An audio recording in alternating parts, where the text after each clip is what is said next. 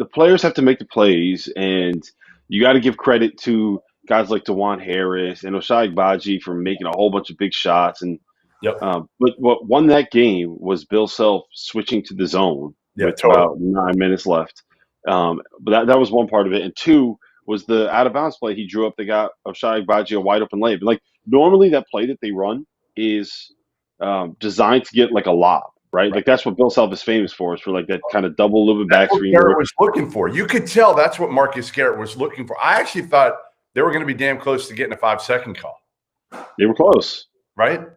They were close, but I mean, it was the credit to them because they finished the play, right? They didn't just go look when the lob wasn't there. They didn't stop moving, but yeah, it was the zone, and then Texas Tech had absolutely no idea what to do against it. It was like, we're playing the zone, so let's do this. Let's pass the ball around the perimeter for 25 seconds, and then force up a contested three.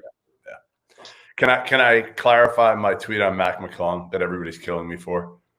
So my tweet was Texas Tech Mac McClung better than Georgetown Mac McClung, right? And then he proceeded to suck the rest of the game. When they went zone, Mac McClung looked like Georgetown Mac McClung after that. You broke him. You ruined Mac McClung. All I'm saying is, listen, I had a hard time watching Mac McClung at Georgetown. I don't have nearly as hard of a time watching him at Texas Tech. Does that make sense without killing Mac McClung? Yeah, to a point. I mean, he just is what is. I do think that we made this point in the preseason when we talked about Texas Tech, is that this was the perfect marriage for both sides, because what Chris Beard needed, a guy that could break stuff down offensively and kind of create and make individual moments, right? Outside of like the scheme of an offense, et cetera, et cetera, et cetera. But like Mac just needed somebody that would hold him accountable defensively, that would make sure that he wasn't going to be out there firing up, all of these shots every single game. And it's just not as wild. It's not quite as wild as Georgetown Mac McClung. But they also have him like at least playing some modicum of defense. The shots that he is taking is kind of coming within the context of an offense somewhat. So, thank you for explaining that, because Georgetown fans just think I hate Georgetown, and it's not that I hate Georgetown. It's that I really had a hard time watching Mac McClung in that offense and that defense for the most part. And I think it's going to take. Listen, I'm not blaming this on Georgetown either. I'm blaming this on like Mac McClung in high school and AAU ball and the YouTube clips and all that. And it's going to take a long time. I'm not sure Chris Beard's ever going to get the bad habits out of Mac McClung. Well, at some point, they're not just bad habits. They're just who you are. They're just it's just who you are. But that's, again, the reason why this made sense to me was because Chris Beard filled the need, while Mac McClung went to a place that's going to hold him accountable, which to me tells me that he's trying to make a little bit of a change.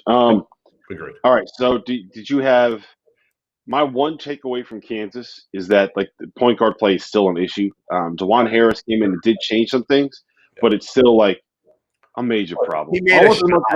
He made a shot when nobody guarded him out there, which was a huge shot, absolute huge. But there you go with your notifications again, Goodman. Unbelievable. My lunch. Unbelievable. It's my big lunch day today. Unbelievable. No, just having a facilitator out there, like we've talked about this. Marcus Garrett, great playmaker, great passer, not necessarily a great point guard. And having someone out there to kind of take a little bit of that pressure off of him helped. And like all he needs to do is just kind of get out there and run an offense and make an open three when he's open and get that. Yeah, they're just so good. I mean, again, both teams are so good defensively. Listen, I think Kansas, again, you look at them and you're like, all right, they're not a national championship team. And I still have a hard time believing they can reel off 6 straight. But they have Bill Self. And they've got a couple wings that when they're on together in Jalen Wilson and Ochai Agbaji, they're really good if they're both on together. They weren't last night.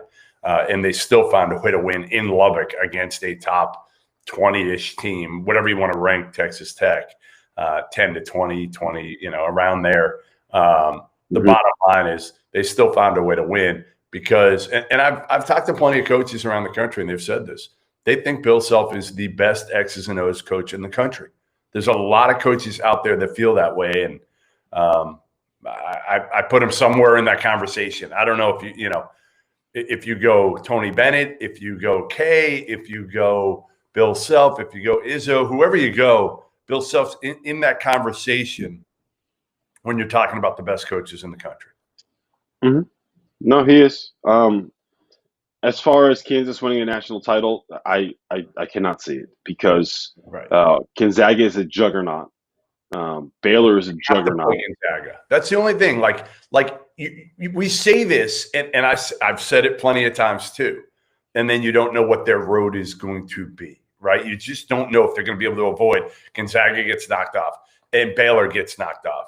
And then here's the thing. I just don't see Gonzaga getting knocked off. I don't. Well, we'll see it on Saturday, and we can talk a little bit about this at the end of the show. It's a strange year, though, to say that when you don't know what's going to happen with COVID and anything like that. That's where be careful what you say about a team not being able to win it all this year because you just don't know what's going to happen. Well, if they win it all because Gonzaga loses because they have to deal with some kind of coronavirus stuff, then you know what? My take was absolutely right. It just so happened that COVID got in the way.